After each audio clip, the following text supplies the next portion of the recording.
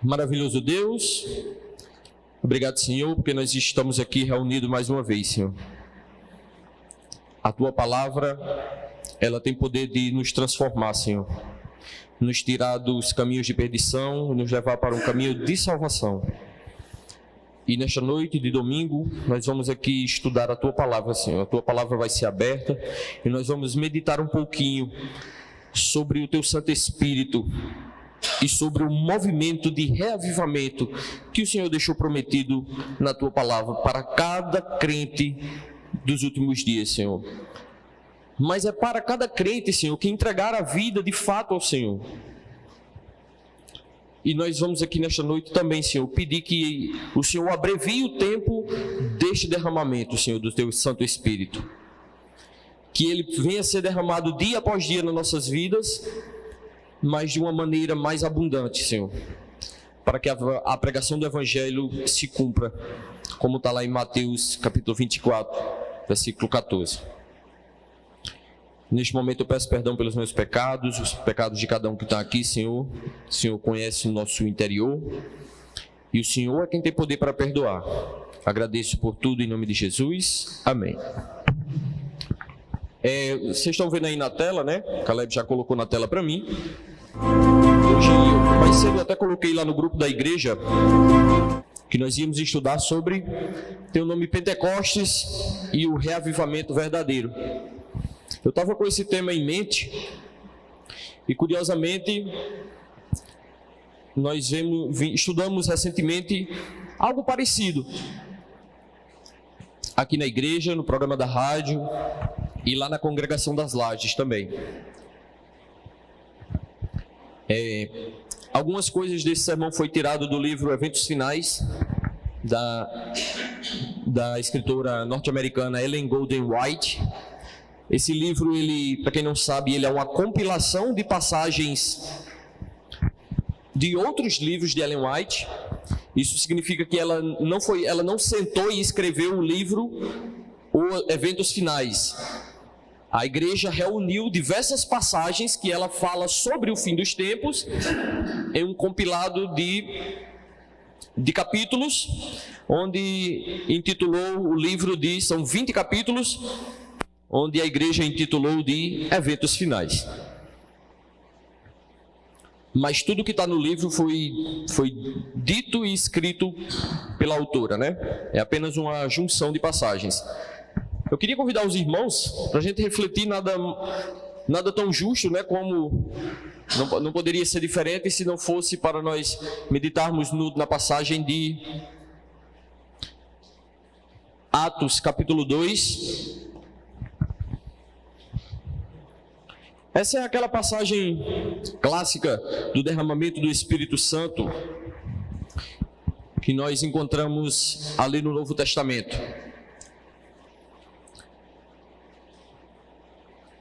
Amém? É um livro fácil de encontrar, encontra os evangelhos, você vai ter 4 evangelhos, Mateus, Marcos, Lucas e João. Depois de João, você tem o livro de Atos dos Apóstolos.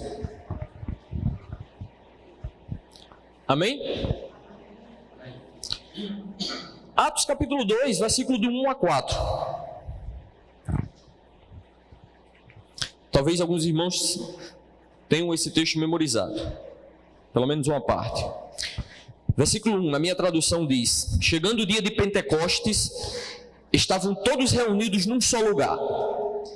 De repente veio do céu um som como de um vento muito forte.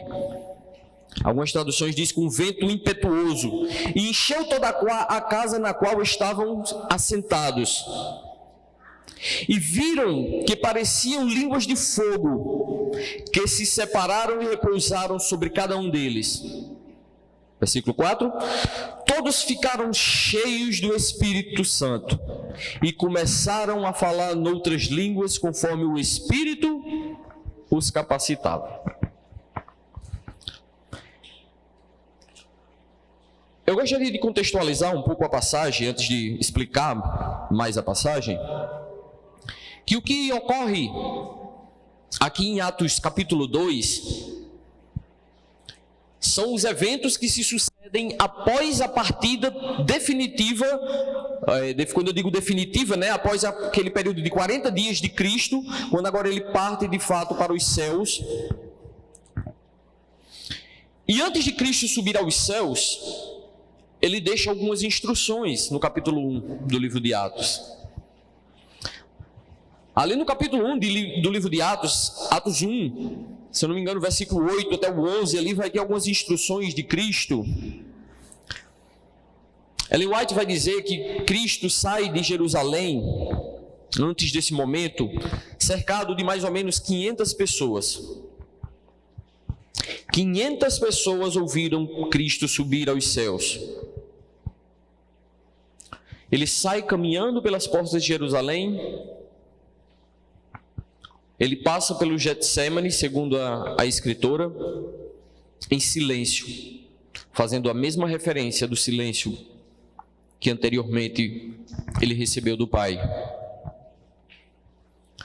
Quando ele chega nessa situação de Atos capítulo 1, Cristo é muito claro em profetizar. Alguns dizem que foi uma ordem e ao mesmo tempo uma profecia, porque Cristo vai dizer ali, enquanto ele subia aos céus, num evento extraordinário, um evento sobrenatural, Cristo sendo assunto aos céus, subindo, antes de alguns anjos virem, né? A Bíblia vai dizer que alguns anjos vão em volta do Senhor e ele vai subir as nuvens.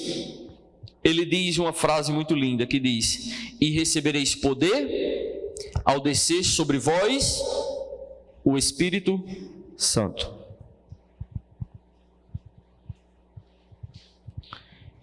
E o capítulo 2 relata a festa de Pentecostes. Se eu perguntar para vocês, o que vem na sua mente quando falo a palavra Pentecostes ou pentecostal? Mais específico, pentecostal.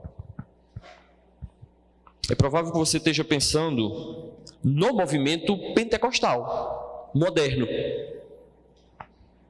que nós conhecemos hoje. Alguns que são chamados de carismáticos, né? A Igreja Católica Carismática, que é o mesmo movimento pentecostal. E essa palavra, talvez ela traga uma conotação assim um pouco pejorativa em alguns lugares. Isso se dá pelo mau uso da palavra ao longo de mais ou menos um século, que não é um movimento tão antigo, e de uma barbárie de coisas que acontece em alguns desses cultos chamados pentecostais. A palavra Pentecostes, ou a festa de Pentecostes, na verdade, era uma festividade judaica, tradicionalmente judaica. E aqui no Novo Testamento, ela vai ser marcada justamente pela descida do Espírito Santo. A descida do Espírito Santo em Atos 2, ela se dá 10 dias depois de quando Cristo foi assunto aos céus. 500 viram Cristo subir, apenas 100 e poucos ficaram reunidos em oração e em busca da promessa feita por Jesus: e recebereis poder ao descer sobre vós o Espírito Santo. Porque nem todos acreditaram, apenas aqueles que persistiram. E ali em Atos 2, nós temos a primeira parte da profecia cumprida de Joel, onde vossos filhos e vossas filhas terão visões. Eu confesso que eu me sinto um pouco empolgado a falar sobre esse assunto, mas ao mesmo tempo um pouco indigno. Porque a possessão do Espírito Santo, apesar de ser um evento sobrenatural, é essa possessão, é essa habitação do Espírito Santo em nós que vai causar as transformações na vida do cristão. A produção dos bons frutos, a pregação do Evangelho, o respeito para com o próximo, respeito para com o meio ambiente e uma diversidade de frutos que é mencionado ali em Gálatas capítulo 5, versículo 20. E eu me sinto receoso porque talvez eu falando aqui, vocês me conhecem. Talvez vocês digam, Diego não faz assim. E talvez eu não faça tudo assim tão bem feito, né? Se eu posso usar essa palavra, seja por esse motivo que eu estou aqui falando sobre esse assunto, porque ele é urgente para mim também. E o reavivamento, o que é o reavivamento? Essa é a palavra-chave do nosso sermão. O reavivamento é a promessa de que esse mesmo Espírito, assim como desceu de maneira sobrenatural, milagrosa e poderosa em Atos capítulo 2, um dia se repetirá de forma mais abundante na vida do cristão. Só que algumas igrejas vão chamar de avivamento, mas é a mesma ideia. A igreja adventista usa tradicionalmente o nome reavivamento, porque nós entendemos que houve um avivamento em Atos capítulo 2. E é muito simples quando você olha não só Atos capítulo 2, mas do Velho Testamento até o fim da Bíblia, os requisitos, se é que eu posso dizer assim, para que esse derramamento aconteça na vida de cada um de nós. E pasme eu e você, não tem muita coisa a ver com o que se diz por aí. Após os 10 dias, o Espírito Santo desce na situação de Atos 2, mas ele deve acompanhar o cristão agora até o fim dos tempos. Sem o derramamento específico do Espírito Santo, o ser humano jamais terá forças nem poder para pregar o Evangelho a toda criatura como prometida por Cristo. Nem muito menos de levar uma verdade ou uma mensagem de transformação.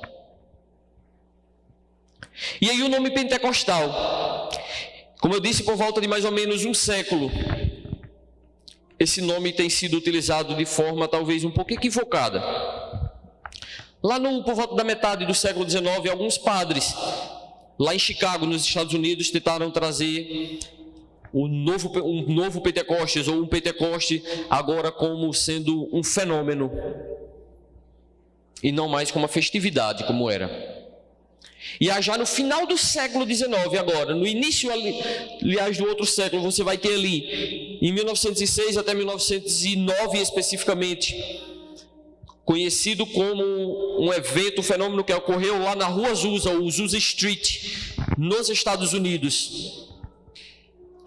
Ali você tem início a um modelo de culto onde toma o Pentecostes, ou esse nome pentecostal, como um modelo e um fenômeno a ser aplicado e replicado nos púlpitos. O que aconteceu na rua Azusa, né? Na Azusa Street? Algumas pessoas, supostamente possuídas pelo Espírito Santo, começaram a falar línguas estranhas. Não é objeto de estudo de nós hoje o dom de línguas. Mas o que aconteceu ali foi um movimento onde algumas pessoas começaram a falar línguas ao qual ninguém entendia. E alguns logo se apressaram para deduzir que aquele era o derramamento do Espírito Santo e a repetição de Atos 2 do dom de línguas que estava sendo derramado sobre a igreja. A igreja, na ocasião, se empolgou tanto que disse: agora nós temos o poder do Espírito Santo, vamos enviar missionários para todo mundo. E ali ele mandou missionários para a Índia, para a Argentina, para a Europa, para alguns países da África, inclusive para o Brasil. E você sabe o que aconteceu? A decepção. Porque ficou evidente que o que aconteceu na Rua Azusa não foi a atuação do Espírito Santo e muito menos o verdadeiro dom de língua manifestado. Porque quando eles chegaram aqui, eles perceberam que eles não entendiam o que as pessoas falavam, nem eles conseguiam falar na língua das pessoas. E foi uma frustração. muitos voltaram e tiveram que aprender português, espanhol e diversos outros idiomas, para aí sim retornar e estabelecer algumas denominações, não só no nosso país, mas pelo mundo. Denominações que hoje têm o nome pentecostais.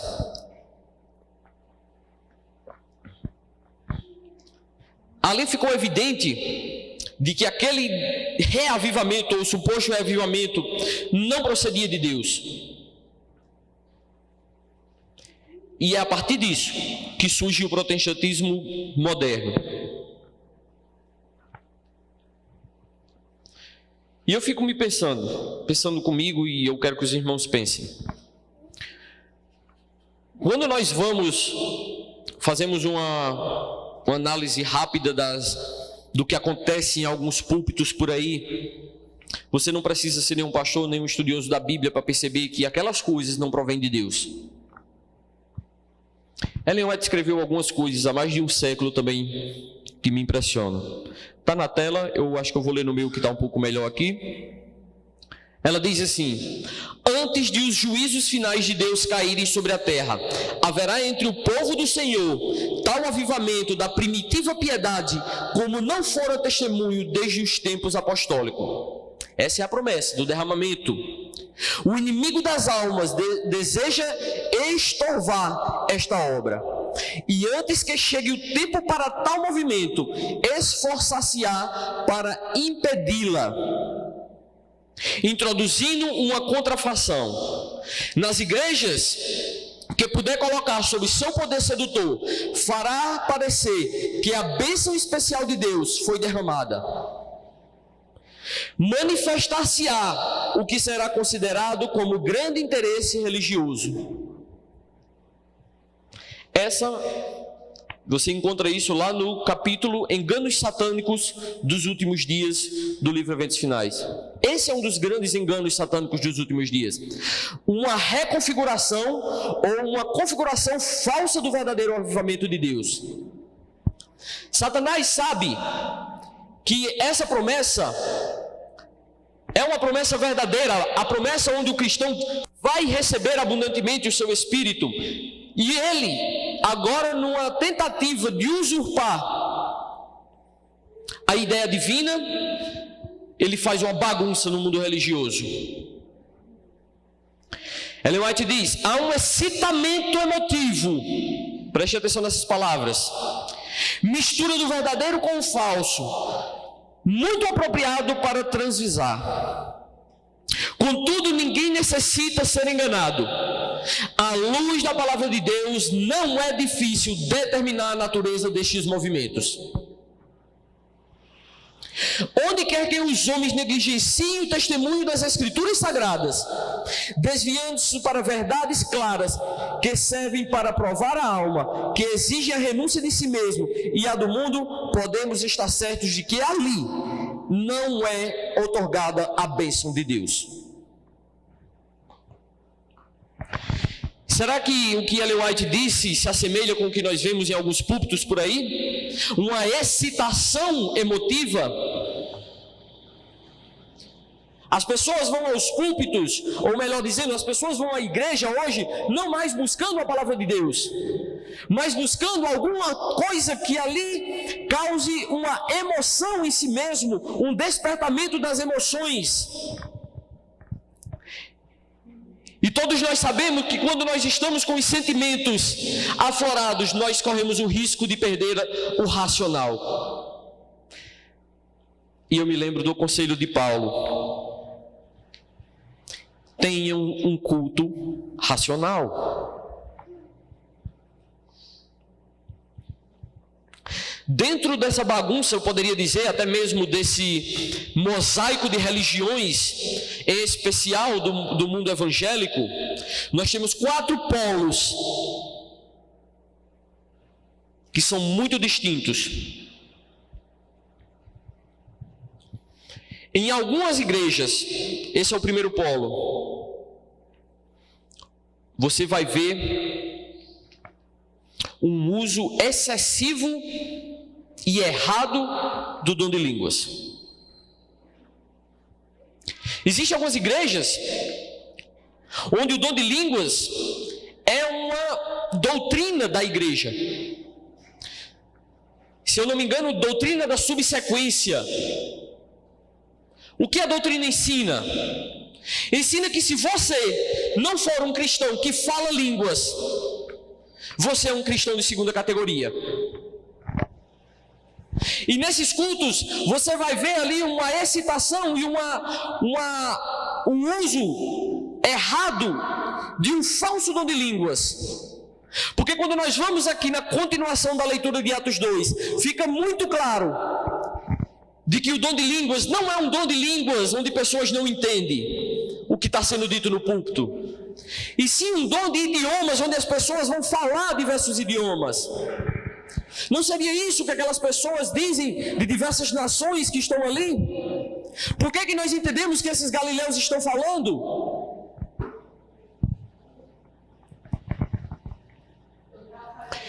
E você vê pessoas que estão há 40, talvez 50 anos em igrejas e nunca falaram línguas estranhas e são consideradas cristãos de segunda categoria porque não falaram essas línguas.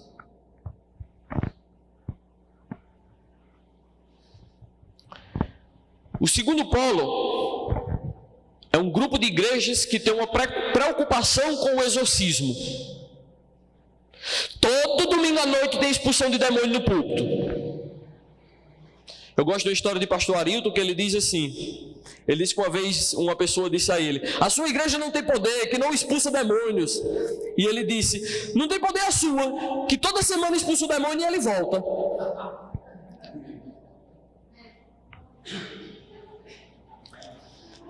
Toda semana tem exorcismo, toda semana tem exorcismo. E a palavra de Deus? Fechada. Eu não sei se você percebe, mas nas palavras de Ellen White, à luz da palavra de Deus, é muito fácil você determinar se esses movimentos procedem de Deus. Se ali não é se ali naquele lugar não existe um testemunho das Escrituras Sagradas, ela vai dizer que ali com certeza não é otorgada a bênção de Deus. O terceiro polo, eu diria talvez o da cura. Existe um grupo de denominações que tem preocupação excessiva com cura no púlpito, cura no púlpito.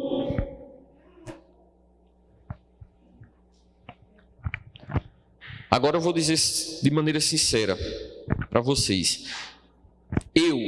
Se eu tivesse o dom de curar vocês das suas enfermidades, onde eu deveria estar? No hospital. Não é? Por que nós não vemos essas pessoas nos hospitais?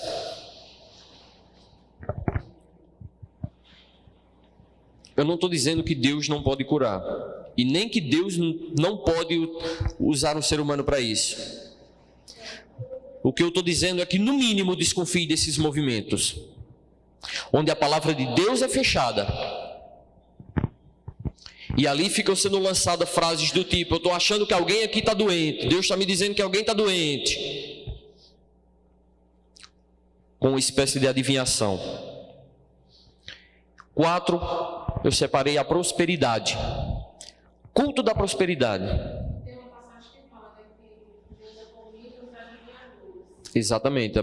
Todo tipo de adivinhações, de tipo de consulta a mortos, qualquer tipo, na verdade, de feitiçaria e espiritismo é condenado pela Bíblia. O culto da prosperidade.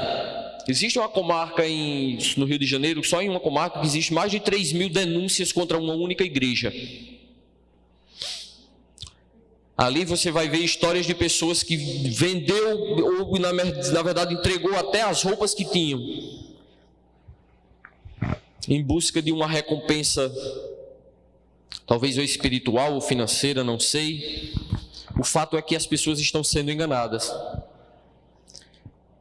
E esses movimentos pretensamente utilizam o nome de reavivamento, ou avivamento verdadeiro, ou derramamento do Espírito Santo. Você vê pessoas sendo lançadas ao chão. O Espírito Santo não lança ninguém ao chão, o Espírito Santo ergue o ser humano. O Espírito Santo apela a sua mente, apela a minha mente para a conversão.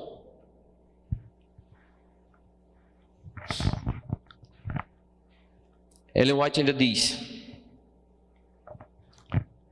ela vai dizer ali na tela vai ter: Deus não aceitará nada menos do que uma entrega incondicional.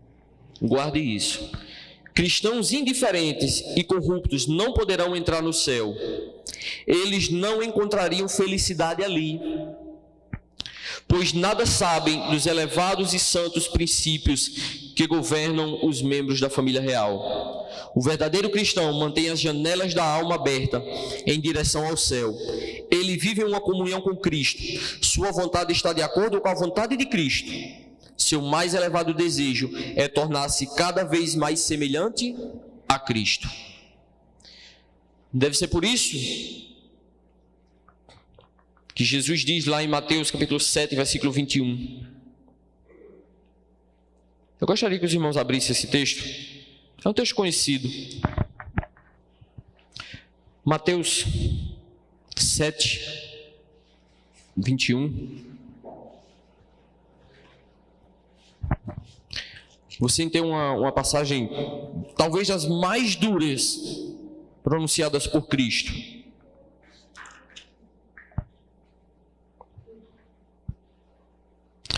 Diz assim: nem todo aquele que me diz Senhor, Senhor entrará no reino dos céus, mas apenas aquele que faz a vontade de meu Pai que está nos céus. 22. Muitos me dirão naquele dia: Senhor, Senhor, não profetizamos em teu nome? Em teu nome não expulsamos demônios e não realizamos muitos milagres?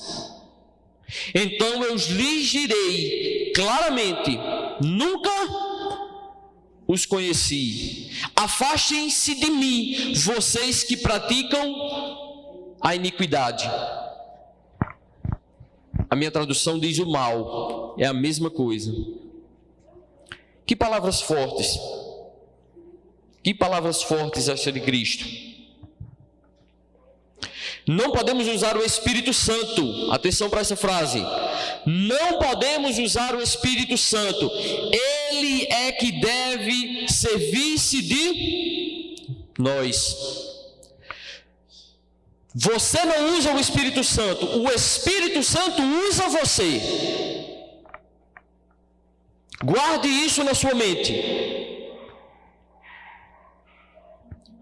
Mediante o Espírito opera Deus em seu povo, tanto querer quanto efetuar, segundo a sua boa vontade. Filipenses 2,13. Mas muitos não se submeterão a isto.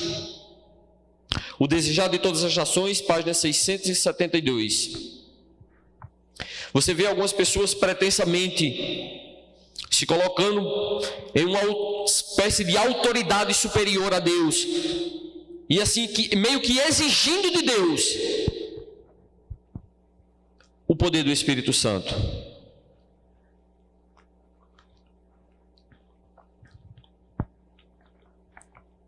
Tem outro texto.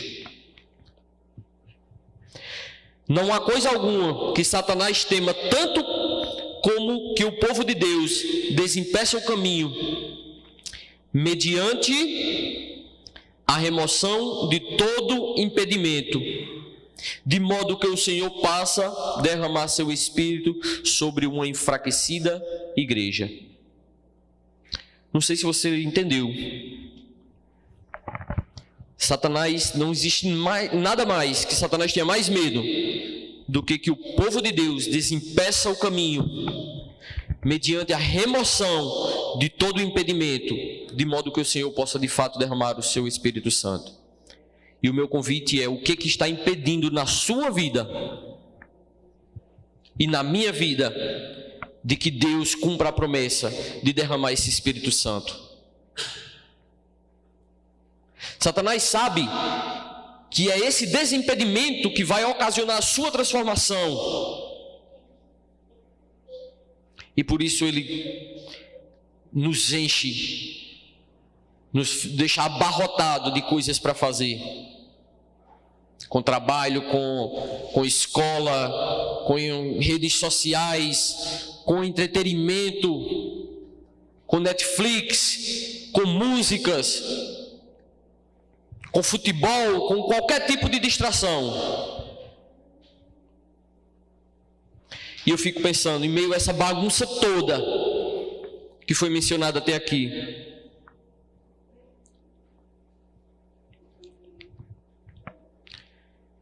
estariam os adventistas preparados?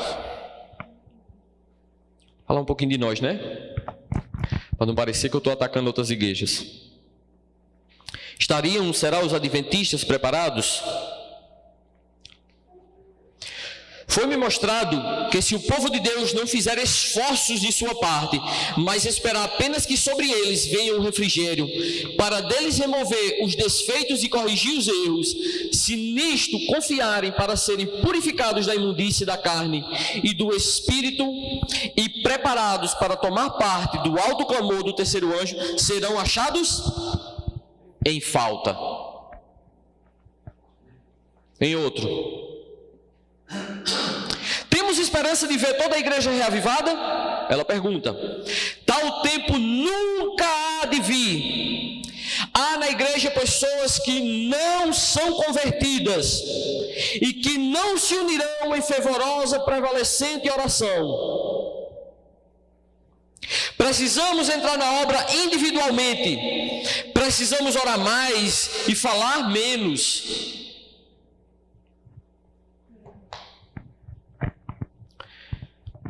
Você deve estar dizendo, né, Diego, mas isso foi Ellen White que disse.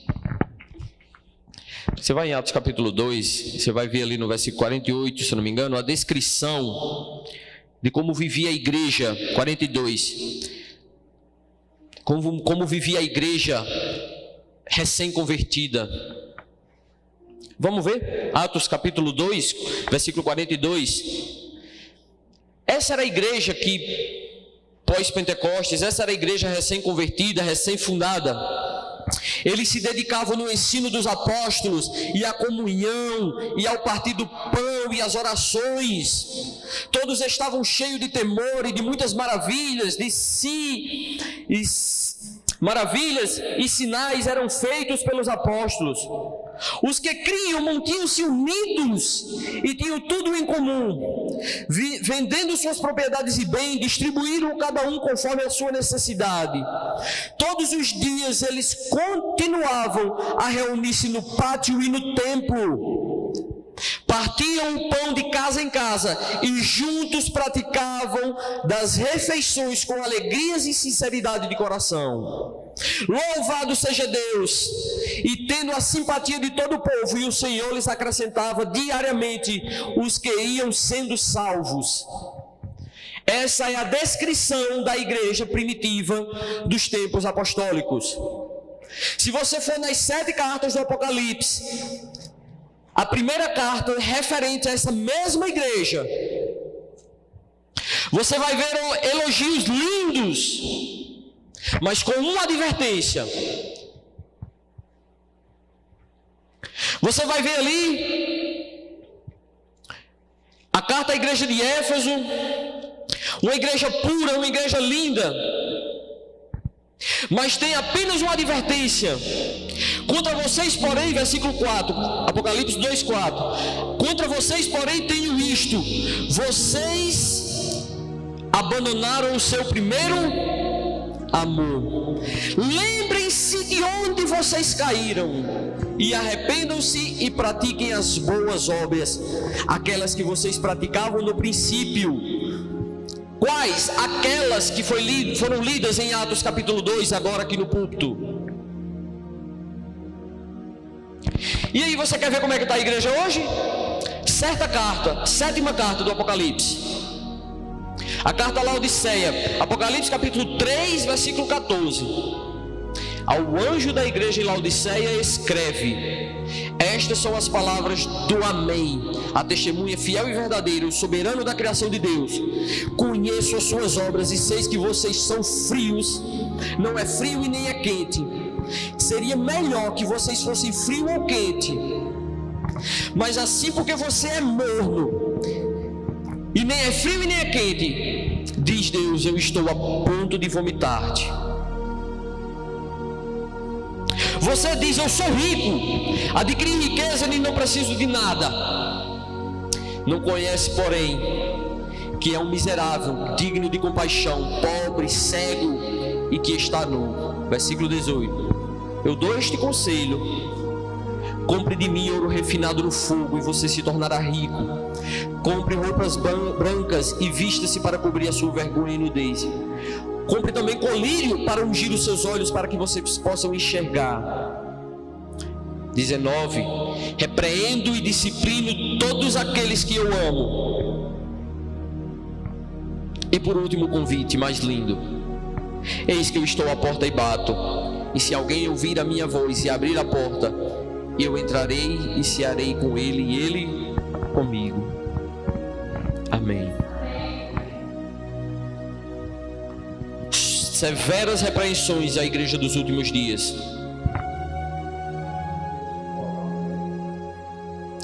É verdade, né, irmão? Amém ou misericórdia? Livro Eventos Finais, página 120. Quando as igrejas se tornarem igrejas vivas e atuantes, o Espírito Santo será concedido em resposta aos seus sinceros pedidos.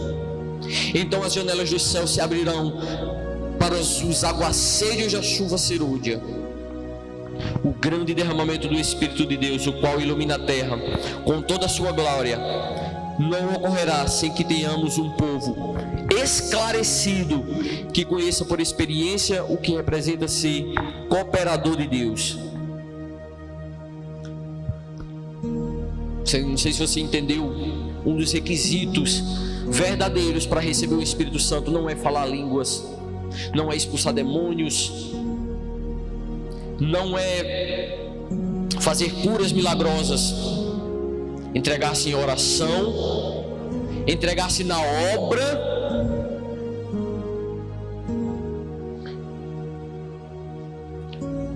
A gente não vai ler por causa do tempo. Neemias capítulo 8. Você tem um reavivamento de Israel. O povo desanimado, triste porque a cidade estava em ruínas, após eles voltarem do cativeiro babilônico. Esdras e Neemias erguem um púlpito, abrem a lei de Deus, e enquanto o povo trabalha, a lei é lida em voz alta, e o povo ali meio que relembra das ordenanças divinas, e a Bíblia diz que eles choram, reconhecendo que estavam no erro. Reforma de Josafá, 2 Crônicas capítulo 20. Você pode ler a partir do 19, 20 e 21. Josafá pegou uma nação completamente pagã, que estava Israel afundado no paganismo. O que Josafá fez para que houvesse um reavivamento do capítulo 20? Inclusive uma cena muito parecida com Atos 2. Antes da oração que é feita em público, antes de um profeta se levantar e dizer: vamos à batalha e vamos vencer, você vai ver nos capítulos anteriores que Josafá mandou príncipes e mandou sacerdotes de porta em porta, para que eles lessem a Bíblia, a lei de Deus, e ensinassem aqueles preceitos a cada um da nação. A nação havia passado décadas sem ler a palavra de Deus, e ali ele vai tirar todos os ídolos de Jerusalém. Eu não sei se você percebeu,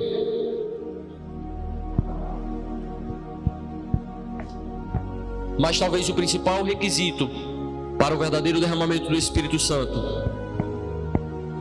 seja oração e leitura, estudo e aprendizado da palavra de Deus.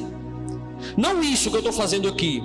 Para falar a verdade, do ponto de vista do reavivamento, da chuva serôdia prometida pela Bíblia, esse sermão pouco importa, porque talvez amanhã vocês não lembrem do que foi dito aqui. Você sabe que não é mentira. O verdadeiro reavivamento se dá com estudo, comunhão, intimidade com Deus. E aí a igreja todo ano, faz 10 dias de oração, em referência aos 10 dias que os discípulos passaram orando. Não está errado fazer. Mas sinceramente, do ponto de vista do reavivamento, 10 dias não é suficiente. Isso se dá nas coisas mínimas. Se dá na pessoa que você é, na sua faculdade, na sua escola, no seu trabalho, na rua, na sua vizinhança. Isso se dá nas coisas que você come, que você assiste, que você vê. Será que é isso que está impedindo? Não será que é isso, essas coisas que estão impedindo você? Assim como impediu Israel no Antigo Testamento, muitas vezes, de receber as bênçãos de Deus. Será que não é isso que tem impedido, talvez, de que esse mesmo Espírito seja derramado de forma abundante, como diz Joel, em mim, lá na minha vida? E agora, como disse Leôncio, eu não sei se digo amém ou misericórdia, mas eu espero que cada um entenda e tenha entendido quais são os passos e o que é o verdadeiro reavivamento de Deus. Porque quando isso acontecer, Ellen White vai dizer aqui no livro que enquanto muitos estão esperando, começarem a esperar essas coisas acontecer, elas já vão estar passando, porque já aconteceram na vida do seu irmão.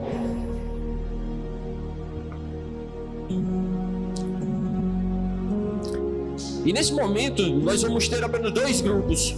Um grupo que recebe o Espírito Santo com o objetivo de pregar e levar o Evangelho e cumprir a profecia, e um grupo que recebe um outro espírito, um espírito diabólico, onde vai perseguir aqueles que vão levar a mensagem de Deus.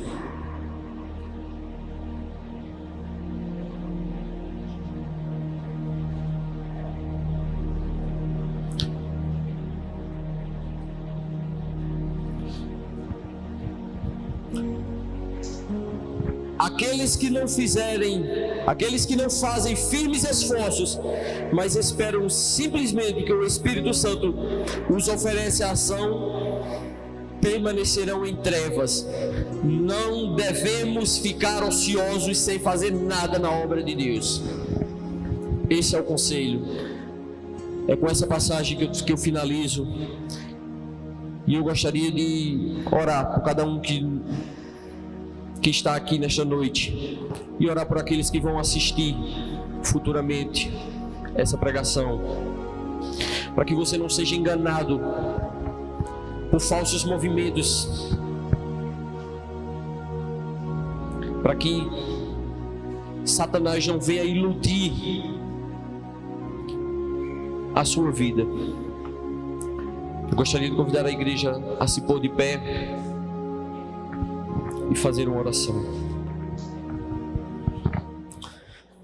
Senhor meu Deus, que gratidão, Pai querido, estar aqui falando sobre um assunto tão maravilhoso. O Teu Santo Espírito que tem nos acompanhado, Senhor, desde a fundação do mundo. Nós vemos atuações dele claramente desde o Gênesis, Senhor, de uma maneira muito mais especial, Pai, após a Tua subida ao céu. O Senhor deixou a promessa, e a promessa foi cumprida em Atos capítulo 2. Mas nós sabemos, Senhor, que tem uma promessa de um segundo derramamento onde as portas dos céus vão se abrir, Senhor, e vai haver uma chuva do Seu Espírito Santo na vida de cada um daqueles, Senhor. Não de cada um de maneira banal, Senhor, mas de cada um que de fato entregou a Tua vida, Senhor, aos Teus pés, de cada um que entendeu que só o Senhor pode nos libertar das amarras desse mundo, Senhor. E o dia, Senhor, para nós entregarmos nossa vida a Ti em oração e leitura da palavra, Senhor, em comunhão, para entregarmos definitivamente nossos esforços à obra, Senhor, para que nós possamos entender que o nosso dinheiro, o nosso tempo, nossas habilidades devem ser primeiramente, Senhor, usadas em Seu favor, em favor da Sua obra, Senhor, porque nós desejamos, Senhor, ver um céu repleto, Senhor, de gente.